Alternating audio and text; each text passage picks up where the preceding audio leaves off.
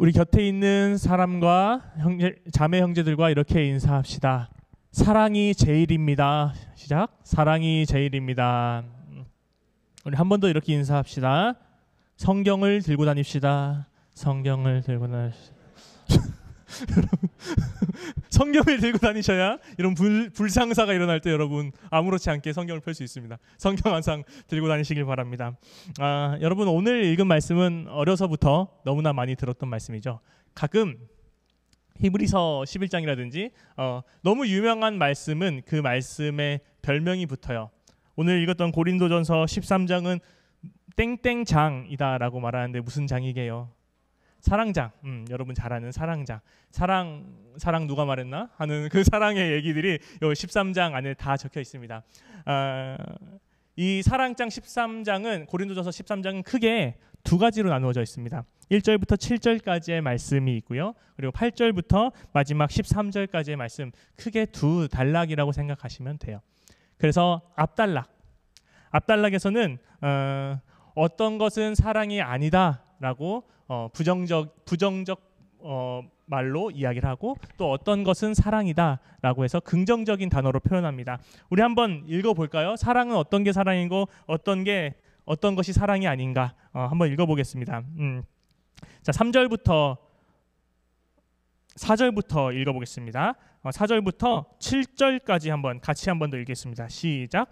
사랑은 오래 참고, 사랑은 온유하며, 시기하지 아니하며, 사랑은 자랑하지 아니하며, 교만하지 아니하며, 무례히 행하지 아니하며, 자기의 유익을 구하지 아니하며, 성내지 아니하며, 악한 것을 생각하지 아니하며, 불의를 기뻐하지 아니하며, 진리와 함께 기뻐하고, 모든 것을 참으며, 모든 것을 믿으며, 모든 것을 바라며, 모든 것을 견디느니라. 그래서 이렇게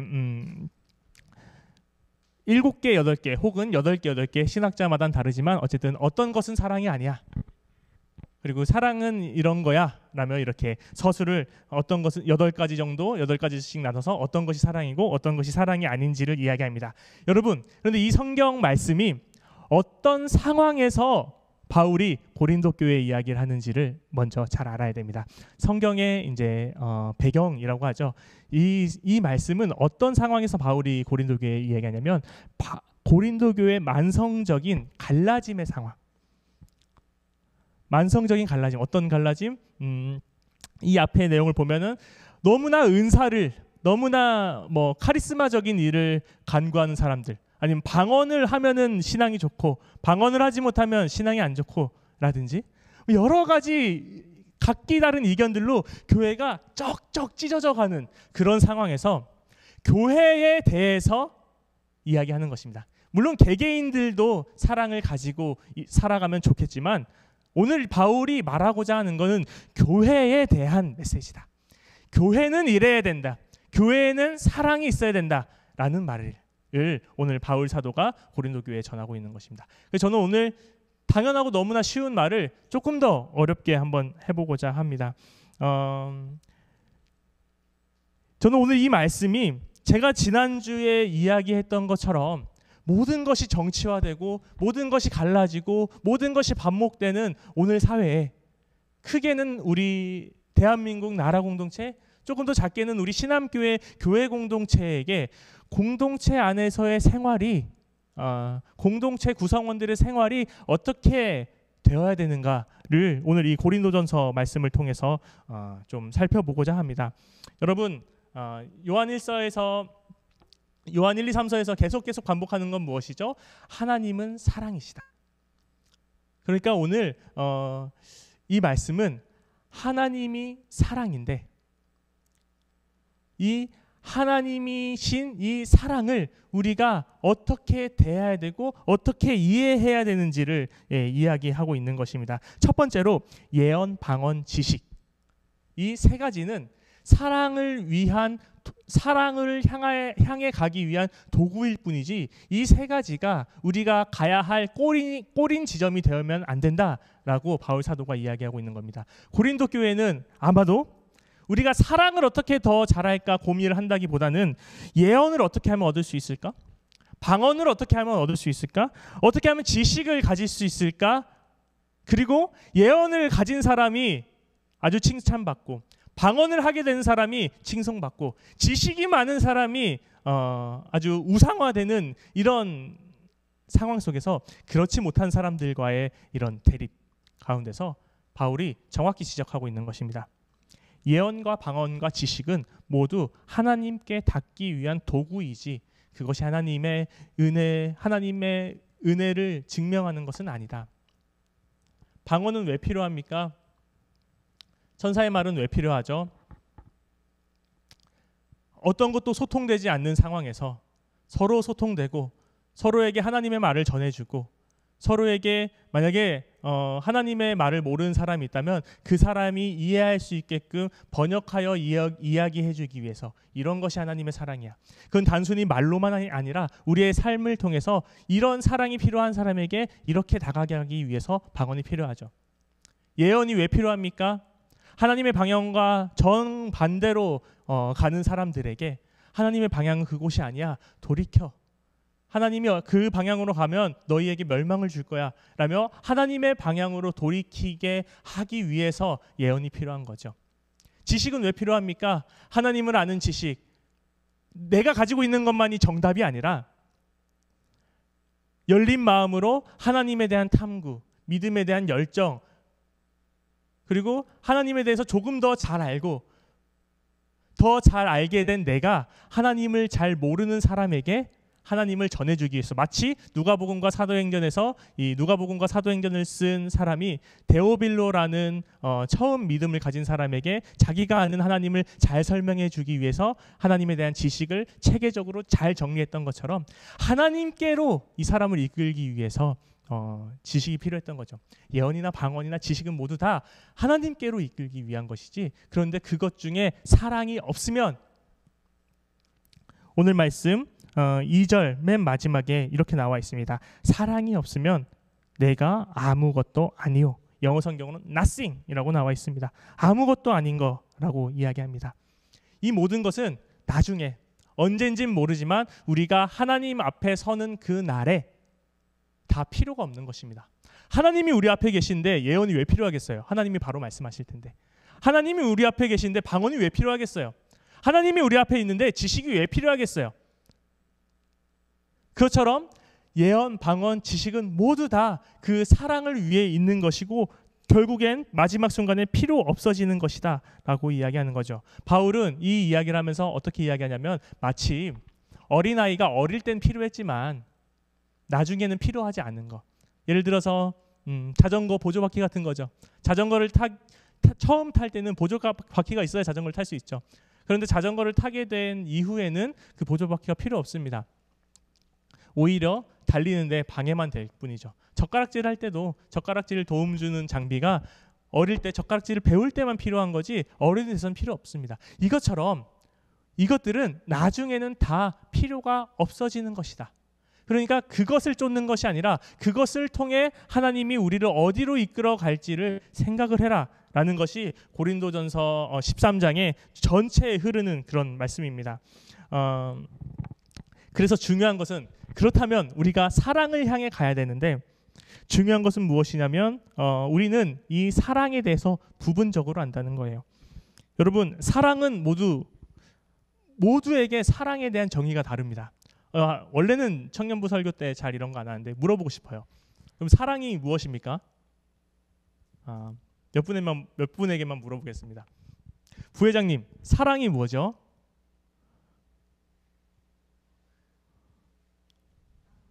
나누는 것. 예, 감사합니다. 그 옆에 계신 지원자매, 사랑이 뭡니까? 그 사람을 그 자체로 온전히 오늘 설교가 필요 없습니다. 예, 이렇게 사랑에 대한 수많은 정의가 있는데 모든 사람에게 사랑이 뭐냐 물어보면 그 정답이 다 달라요. 제가 저도 설교를 더 잘하기 위해서 많은 목사님들의 설교를 찾아보는데 고린도전서 사랑장을 이야기하면서 이 사랑에 대한 이야기를 할 때 사랑이 무엇이다, 목사님들의 설교를 들어보면 다 다릅니다. 예를 들어서 저는 특히 두 분의 설교를 좀 듣는데 이재철 목사님이란 분과 박영선 목사님이란 두 분 설교를 좀 많이 듣는 편인데 이재철 목사님은 이렇게 생각해요. 사랑은 그 받는 사람이 어떻든 내가 사랑을 주는 행위가 중요하다. 그 받는 사람이 뭐 어떻게 받는지는 모르겠지만 그를 사랑으로 받지 않을지도 모르겠지만 내가 사랑을 하려고 하는 노력이면 충분하다라고 이재철 목사님은 이야기하고 또 박영선 목사님 반대예요. 사랑은 받는 사람이 사랑이라고 느낄 수 있도록 그 사람에 대해서 더 잘 알고 그 사람에 대해서 더욱더 사랑을 주려고 우리가 노력을 해야 된다. 두 분이 어느 지점에서 저는 모르겠지만 일맥상통한 지점이 있을 수도 있겠죠. 하지만 제가 본 것은 사랑에 대한 서술들이 모두 다릅니다. 여기 청년부 우리가 한 25명, 30명에게 물어보면 두 분에게만 물어봤지만 모두 다 다르겠죠. 저는 이 사랑에 대해서 다 다른 우리의 이런 정의가 어떤 말씀이냐면 오늘 말씀 12절, 13장 12절 지금은 거울로 보는 것 같이 희미하나 이 희미한 상태인 것 같아요. 이때 고린도 교회 당시의 거울은 청동 거울이에요.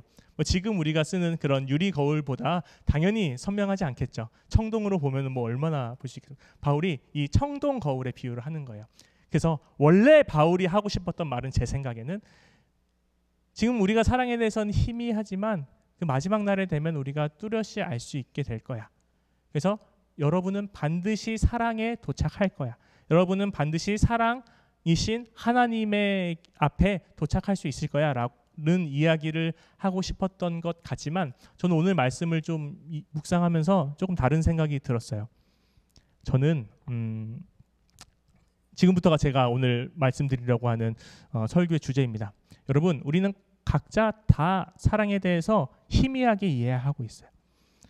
그런데 저는 바울이 이 말씀을 교회에 주는 말씀이라고 했잖아요. 저는 우리 각자가 알고 있는 희미함을 서로와 함께 공유해서 내가 조금이나마 알고 있는 사랑은 이런 건데 너의 사랑은 어떤 거야? 너의 사랑은 이런 거야? 물어보며 그 사람을 통해서 사랑에 대해서 희미하지만 조금이라도 더 알고 그래서 서로의 사랑을 뭉쳐서 확실하진 않지만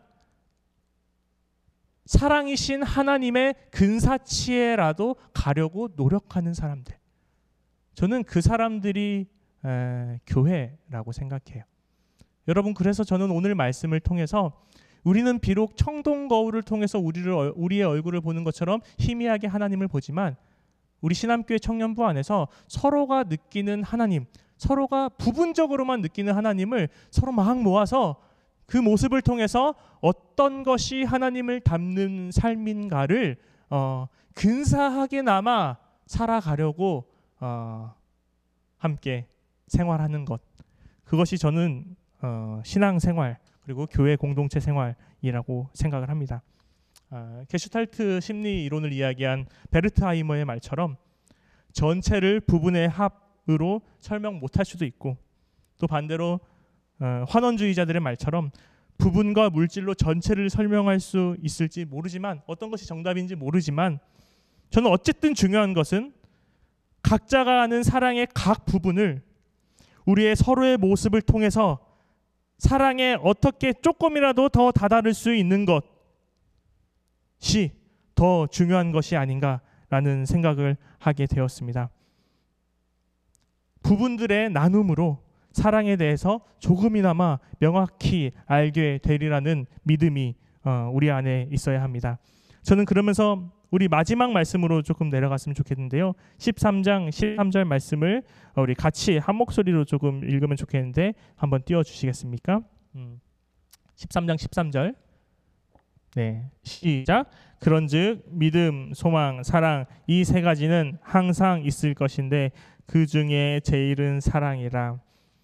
여러분, 이 믿음과 소망과 사랑은 항상 있다고 하는데 그 중에 제일은 사랑이라는 말씀은 저는 이렇게 이해했어요. 믿음과 소망은 사랑으로 가기 위한 도구라고 생각을 했어요. 우리는 지금 비록 부족하지만 결국에는 사랑의 실천이 가능할 것이라는 믿음, 그리고 그 사랑이 우리를 조금 더 나은 곳, 우리를 조금 더 나은 세상으로 이끌어 갈 것이라는 그런 소망, 그런 믿음과 소망을 통해서 우리는 사랑에 닿을 수 있을 것이다 라는 생각을 하게 되었습니다. 이 믿음과 소망과 사랑이 여러분 그런데 살아보면 항상 있나요? 없습니다. 저는 이 말씀이 사실을 말해주는 것일 수도 있겠지만 저렇게 살아라 라고 하는 말씀은 아닐까라는 생각을 하게 되었습니다. 믿음과 소망과 사랑이 없어 보이는 현장이 분명히 있습니다. 사회생활을 조금만 해도 여기에는 저 대리님한테는 믿음이 없는데 저 대리님을 통해서는 우리가 사랑에 닿을 수 없겠는데, 내가 지금 있는 이 세상에서는 이거는 사랑이라고는 찾아볼 수 없는데. 그런데 제가 말씀드린 것은, 그렇다면 우리가 저 사랑이 없는 곳에 우리 그리스도인이 믿음과 소망과 사랑을 가지고 가서 그곳에도 믿음과 소망과 사랑이 있도록 해야죠. 저는 오늘 말씀을 그렇게 이해를 했어요. 믿음과 소망과 사랑이 항상 있을 것이라는 그 하나님의 말씀이 성취되기 위해서 믿음과 사랑과 소망이 없는 곳에 우리의 믿음과 사랑과 소망을 가져갈 수 있어야 되는 것 아닌가, 그런 생각을 하게 되었습니다. 그래서 제가 항상 말하는 것이지만 그 훈련소가 우리 교회가 되었으면 좋겠습니다. 어때요? 우리 청년부는 믿음과 소망과 사랑이 있나요? 아멘. 네. 그리고 우리의 믿음과 사랑과 소망도 조금 더 커져야겠죠. 우리 청년부를 통해서 사랑의 실천이 가능할 것이라는 믿음이 있어야 될 거고요. 그리고 그렇게 만들려는 사랑을 통해서 결국 우리 청년부가 흩어지는 세상 속에서 우리가 사랑을 전할 때 우리가 처한 사회가, 그리고 우리가 처한 환경이 조금 더 하나님이 사랑이신 하나님을 향해 다가갈 수 있도록 다가가게 되리라 하는 소망이 우리 안에 있어야 될 것입니다. 여러분, 믿음과 소망과 사랑은 언제나 우리에게 있습니다. 혹시 여러분 주변에 그것이 없는 곳이 있다면 오늘 여러분이 예배를 드리고 끝나고 우리 신함교회 청년부 안에서 한번 믿음과 소망과 사랑을 실천하시고 그 믿음과 소망과 사랑을 가지고 우리의 삶의 자리에 나아가서 그곳에서도 믿음과 소망과 사랑이 항상 있을 수 있도록 살아보는 그런 신함교회 청년부 여러분 될 수 있기를 간절히 주님의 이름으로 축원합니다. 오늘 주신 말씀을 기억하면서 함께 침묵으로 기도하겠습니다.